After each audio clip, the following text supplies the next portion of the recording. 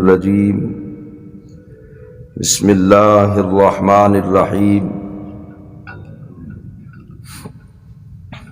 حامیم والکتاب المبین انا انزلناہ فی لیلۃ مبارکہ انا کنا منذرین فیہا یفرق کل امر حکیم صدق اللہ مولانا العظیم وصدق رسولہ النبی الکریم الامین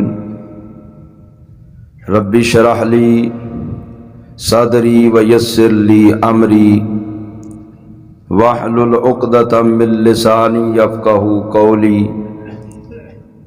رب صلی وسلم دائما ابدا علی حبیبک خیر الخلق کلہم هو الحبیب الذی ترجى شفاعته لكل حول من الاحوال مقتحم ان اللہ وملائکته یصلون علی النبی یا ایہا الذین آمنوا صلوا علیہ وسلموا تسلیما الصلاۃ والسلام علیک یا سیدی یا رسول اللہ وعلی آلک واصحابک یا سیدی یا رحمۃ للعالمین الصلاۃ والسلام علیک یا سیدی یا رسول اللہ وعلی آلک واصحابک یا سیدی یا خاتم النبیین بعد الحمد والسلام۔ معزز و محترم سامعین و حاضرین،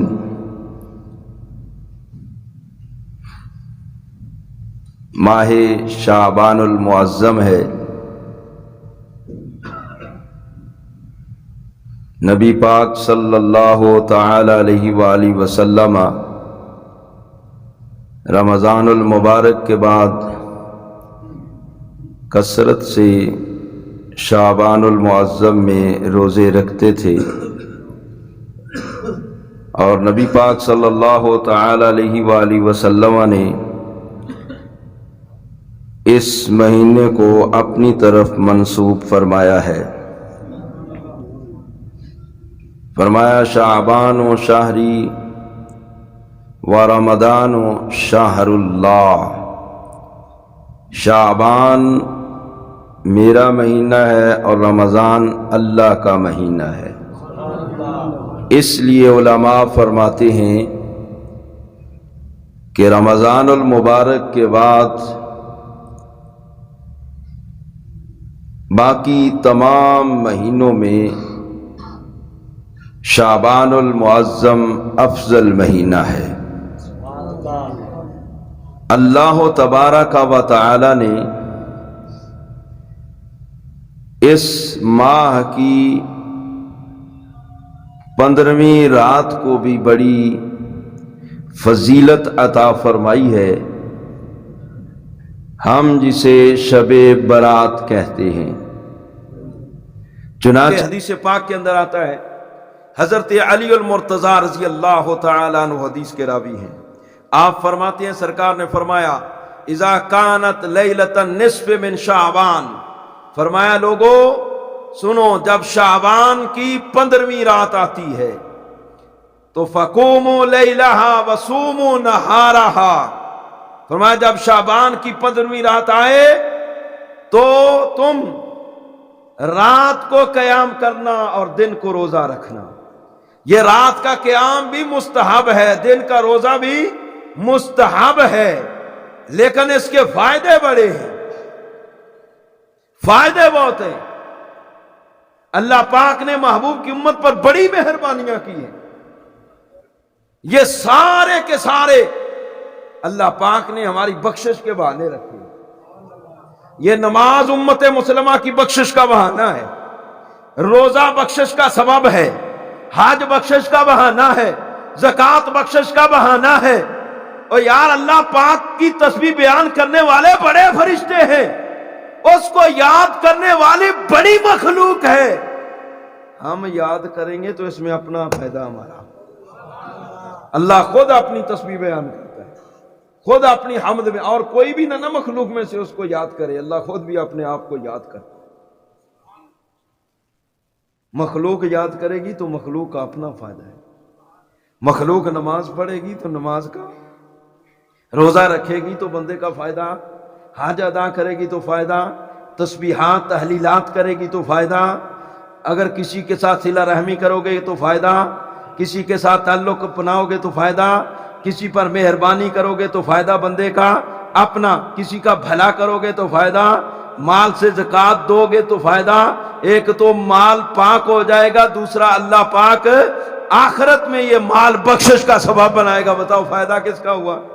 فائدہ انسان کا فائدہ، یہ اللہ پاک نے روزے رمضان المبارک کا مہینہ دیا تو فائدہ کس کا ہے؟ اور یہ شب قدر عطا فرمائی تو فائدہ کس کا ہے؟ یہ جمعۃ المبارک، اس میں جناب اس دن میں ایسی گھڑی رکھی ہے، بندہ جو دعا کرے قبول ہوتی ہے۔ بعض لکھتے ہیں کہ دو خطبوں کے درمیان جب خطیب بیٹھتا ہے نا، وہ گھڑی ہوتی ہے، جب دعا کری جائے تو اللہ قبول کرتا ہے۔ بعض کہتے ہیں جب سورج غروب ہو رہا ہو نا، جمعے کے دن سورج غروب ہو رہا ہو، اس وقت وہ بڑا وقت اللہ کی بارگاہ میں مقبول ہوتا ہے۔ اگر اس وقت دعا کی جائے تو اللہ پاک قبول فرما لیتا ہے۔ وہ یار یہ ساری گھڑیاں، سارے دن، ساری ساعتیں، ساری عبادتیں اللہ پاک نے اپنے محبوب کی امت کی بخشش کے لیے رکھی ہوئی ہے۔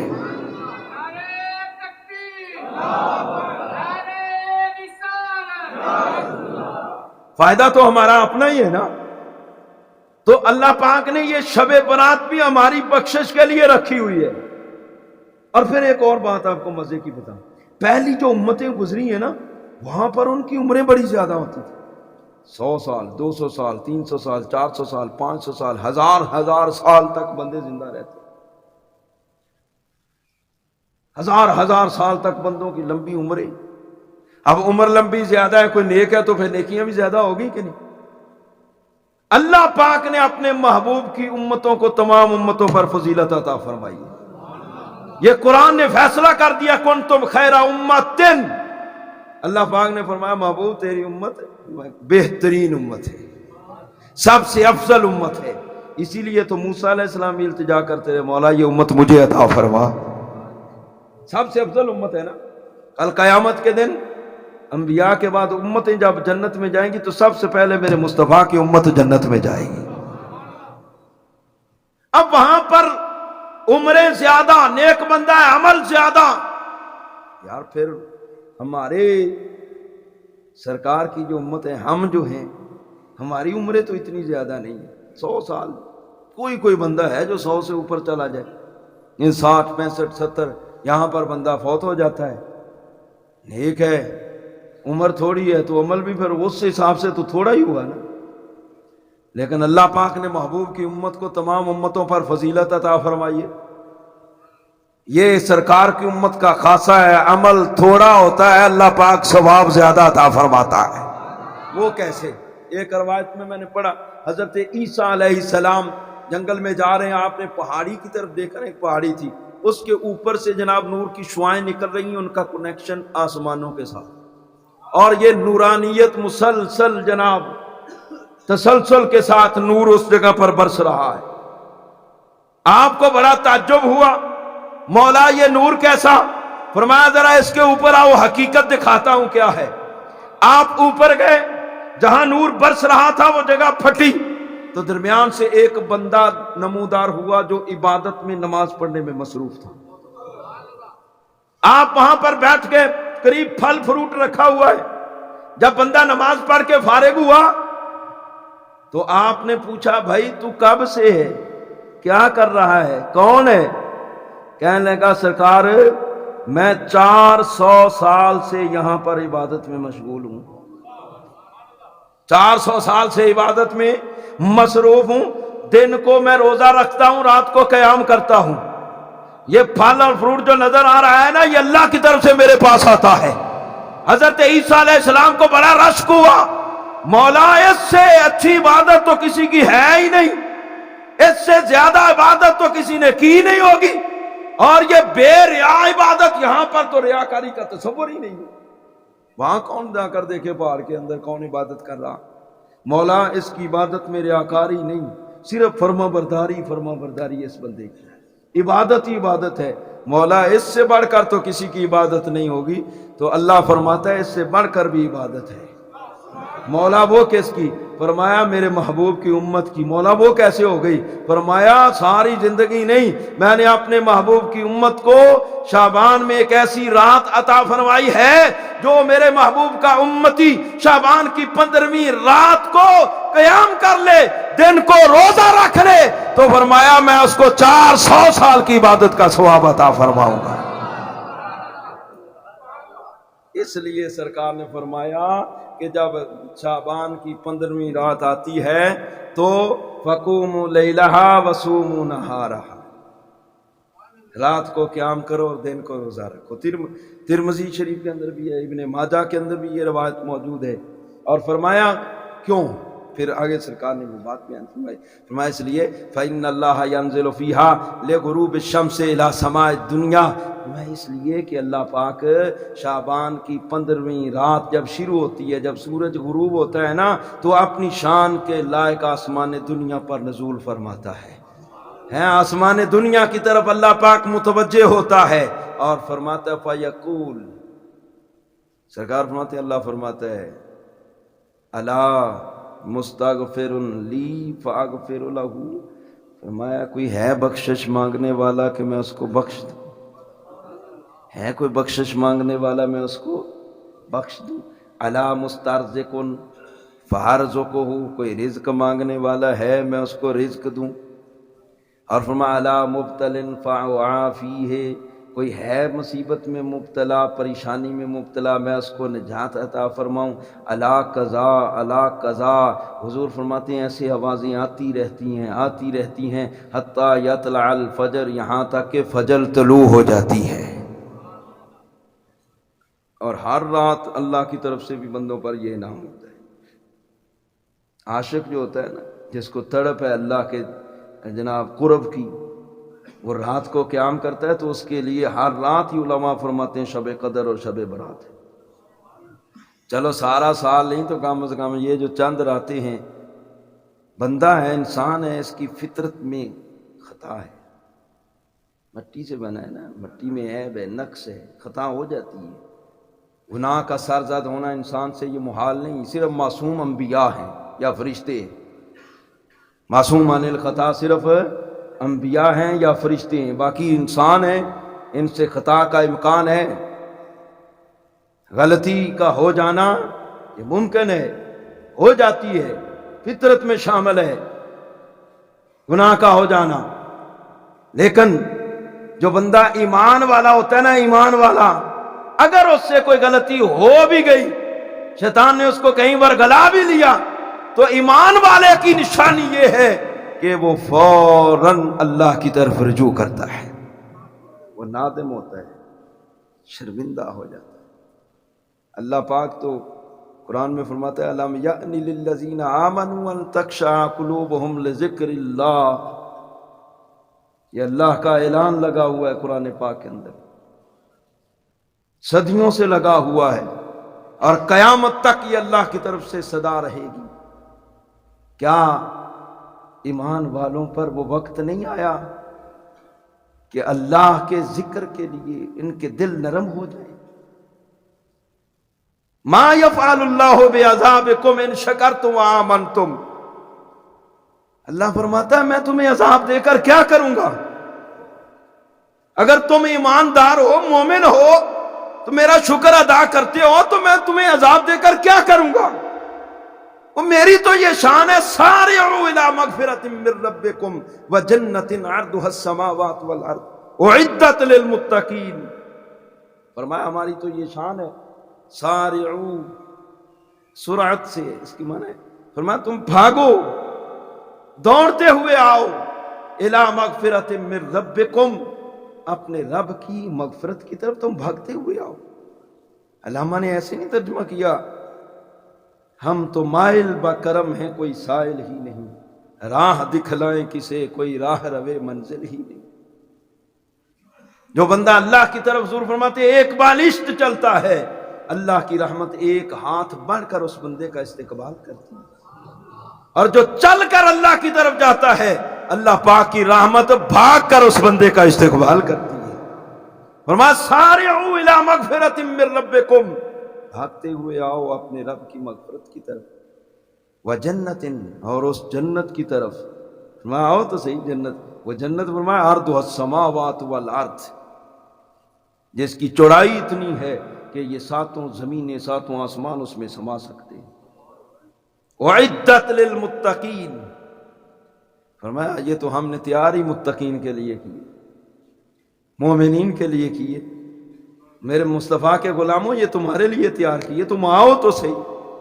اب بندہ آئے ہی نہ، وہ دریا بھی چل رہا ہو، پانی بھی صاف ہو، بندہ دریا کے کنارے پر کھڑا بھی ہو، پانی بھی پی سکتا ہو، اس کے باوجود پیاسا مر جائے تو مجھے بتاؤ دریا کا قصور ہے یا بندے کا قصور ہے؟ اللہ کی رحمت تو برس رہی ہے،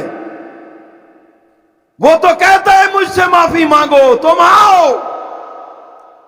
اب بندہ ہی اپنے آپ کو نہ بخشوا سکے تو پھر اس کی بدبختی ہے۔ اللہ تو کہہ رہے ہیں کہ سارعوا الی مغفرۃ من ربکم، فرمایا میں تو وہ شانوں والا ہوں، غلطی ہو جاتی ہے۔ فرمایا والذین اذا فعلوا فاحشۃ او ظلموا انفسهم، فرمایا وہ لوگ جن سے کوئی فحاشی والا کام ہو گیا یا اپنی جان پر کوئی ظلم کر لیا، فرمایا وہ کیا کرتے ہیں؟ والذین اذا فعلوا فاحشۃ او ظلموا انفسهم، فرمایا وہ لوگ جن سے کوئی گناہ ہو گیا، کوئی اپنی جان پر ظلم کر بیٹھا، فرمایا میں رب کہتا ہوں چلو فاستغفروا لذنوبہم، فرمایا میں رب ہو کر کہہ رہا ہوں تم اپنے گناہ کی معافی مانگ لو، یہ رب کہہ رہے ہیں اپنے گناہ کی معافی مانگ لو۔ اور فرمایا یہ بھی یاد رکھنا وَمَن يَغْفِرُ الذُّنُوبَ إِلَّا اللَّهُ، فرمایا میرے سوا کسی نے معاف بھی نہیں کرنا۔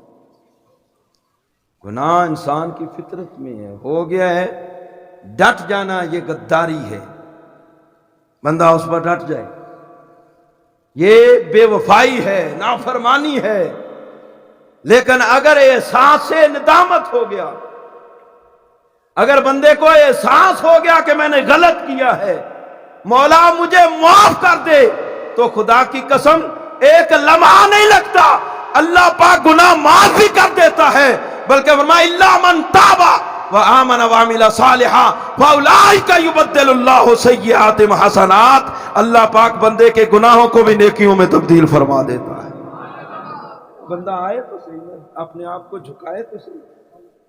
فاروق اعظم کے دور میں ایک بندہ، ایک نوجوان، ایک کمبل اوپر ہے، اس کے اوپر ایک کمبل ہے، اپنے گھر سے باہر نکلا، حالت کے اندر اس نے بغل میں شراب کی بوتل دبا رکھی تھی، ایک کمبل دیا، پھر اوپر ایک کمبل دیا، گھر سے باہر نکلا تو سامنے فاروق اعظم آ گئے۔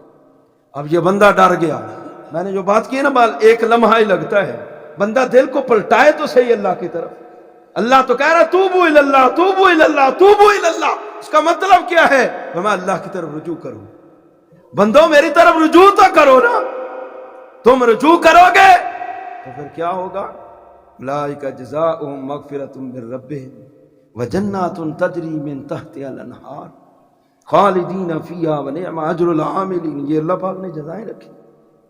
اللہ کی طرف جو بندہ آتا ہے اللہ انہیں جزا بھی دیتا ہے، جنت بھی دیتا ہے، اور فرمایا یہ بڑا اچھا اجر ہے، آؤ تو صحیح، توبوا الی اللہ، اللہ کی طرف سے صدا ہے، بس ایک لمحہ لگتا ہے۔ وہ نوجوان جب باہر نکلا سامنے فاروق اعظم ہے، گھبرا گیا، دل میں اس نے یہ تحیہ کر لیا، سننا ذرا بات، اتنی دیر لگتی ہے، تھوڑا وقت، تھوڑا ٹائم ہے، دل میں ایک ارادہ کیا مولا آج مجھے فاروق اعظم کے جلال سے بچا لے، میں دل سے شرمندہ ہوں، مولا آئندہ زندگی میں کبھی شراب کو ہاتھ نہیں لگاؤں گا۔ اتنا کہنا تھا، حالات بدل گئے۔ اتنی دیر میں فاروق اعظم سامنے آئے، فرمایا یہ چلنے کا کیا طریقہ، تمہارا انداز کیسا ہے؟ آپ نے پکڑ کر اس سے کے اوپر سے کمبل اٹھایا.